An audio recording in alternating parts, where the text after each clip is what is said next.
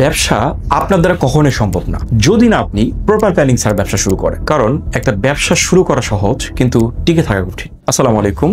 আজকে ডেল্টা উদ্যোক্তা গাইডের প্রথম পর্বে আলোচনা করব একজন উদ্যোক্তা বা ব্যবসায়ী কোথায় কোথায় ভুল করেন এবং সেই ভুলগুলো একটি ব্যবসাকে কিভাবে ব্যাকফুটে নিয়ে যেতে পারে। আমাদের মধ্যে কমন যে ভুলটি আছে, ইমোশন বা আবেগের উপর ভিত্তি করে একটা ব্যবসা শুরু করে দেওয়া। আমাদের মধ্যে অনেকে আছেন অন্যের ব্যবসা দেখেন, অমুকের ক্লোথিং বিজনেসটা ভালো চলছে, তমুকের জুয়েলারি বিজনেসটা ভালো চলছে, আরেকজনে অনলাইন বিজনেসটা ভালো চলছে। এসব দেখেই আপনারা সিদ্ধান্ত নিয়ে ফেলেন। আপনারা ভাবেন অন্যরাও পাচ্ছে, আমি কেন পারবো না। আপনারা যখন এই সিদ্ধান্তগুলো নেন তখন কোনো প্রকার থাকে না রিসার্চ, কোনো প্রপার প্ল্যানিং, প্রপার স্ট্র্যাটেজি। কিন্তু আপনি কি আসলে জানেন আপনার অডিয়েন্স কারা, তাদের কোথায় পাবেন, তারা কিভাবে আপনার কাছে আসবে, তারা আসলে কি চায়, বা আপনার প্রোডাক্ট কি আসলে তাদের জন্য ভ্যালু ক্রিয়েট করতে পারে? এই প্রশ্নের উত্তরগুলো ছাড়া ব্যবসা শুরু করা মানে স্রোতের বিপরীতে নৌকা চালানো। এরপরের যে সমস্যাটি রয়েছে সেটি হলো কাস্টমার বিহেভিয়ার না বোঝা। বাজারে তো অনেক প্রোডাক্ট আছে, আসলে কাস্টমার দেখছে কোথায়? দাম, মান, সুবিধা বা ব্র্যান্ড ট্রাস্ট।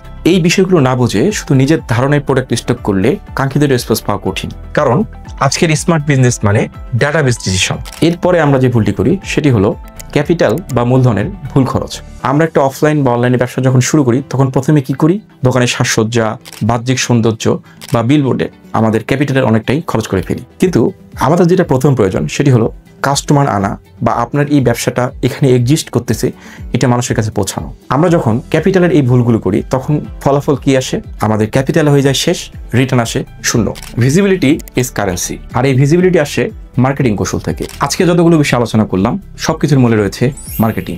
অনেকেরই ধারণা একটি অনলাইন বা অফলাইন শপে কোয়ালিটিফুল প্রোডাক্ট থাকলেই কাস্টমার আসবে, কিন্তু আজকের ডিজিটাল যুগে এই ধারণার বাস্তবসম্মত না। কেননা আপনার দোকানে বা আপনার অনলাইন শপে কোয়ালিটিফুল প্রোডাক্ট পাওয়া যায়, বা আপনার শপটি এখানে এক্সিস্ট করে, আপনি এই জিনিসটি সেল করেন, এই বিষয়গুলো যদি আপনার কাস্টমার নাই জানে তবে কাস্টমার আসবে কোথা থেকে?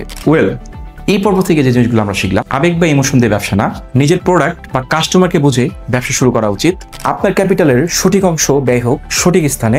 আরেকটি কথা, ব্র্যান্ডিং ও মার্কেটিং ছাড়া এই ডিজিটাল যুগে গ্রোথ কখনোই সম্ভব না।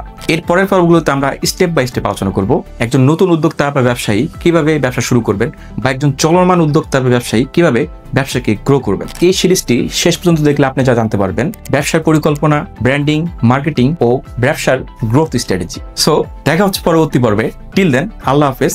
স্টে উইথ ডেল্টা ডিজি ওয়াস্ট।